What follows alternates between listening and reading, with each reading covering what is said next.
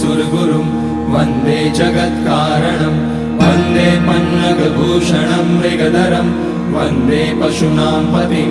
वन्दे सूर्यशशाङ्कवलिनयनं वन्दे मुकुन्दप्रियं वन्दे भक्तजनाश्रयं च वरदं वन्दे शिवं शङ्करम् ॐ मृत्युञ्जयाय रुद्राय नीलकण्ठाय शम्भवे अमृतेशाय शर्वाय महादेवाय ते नमः। नमस्तेस्तु भगवन् विश्वेश्वराय महादेवाय त्र्यम्बकाय त्रिपुरान्तकाय त्रिकाग्निकालाय कालाग्निरुद्राय नीलकण्ठाय मृत्युञ्जयाय सर्वेश्वराय सदाशिवाय श्रीमान् महादेवाय नमः। ॐ नमः शम्भवाय च मयोभवाय च नमः शङ्कराय च मयस्कराय च नमः शिवाय च शिवतराय च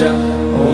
त्र्यम्बकं यजामहे सुगन्धिं पुष्टिवर्धनम् उर्वारुकमिव बन्धनान् मृत्योर्मुक्ष्यमामृतात् नागेन्द्रहाराय त्रिलोचनाय भस्माङ्गनाय महेश्वराय नित्याय शुद्धाय दिगम्बराय तस्मै नकाराय नमः शिवाय मन्दाकिनी सलिलचन्दनचर्चिताय नन्दीश्वर प्रमथनाथ महेश्वराय मन्दारपुष्य बहुपुष्य सुपूजिताय तस्मै मकाराय नमः शिवाय शिवस्य सुपूजिताय तस्मै मकाराय नमः शिवाय शिव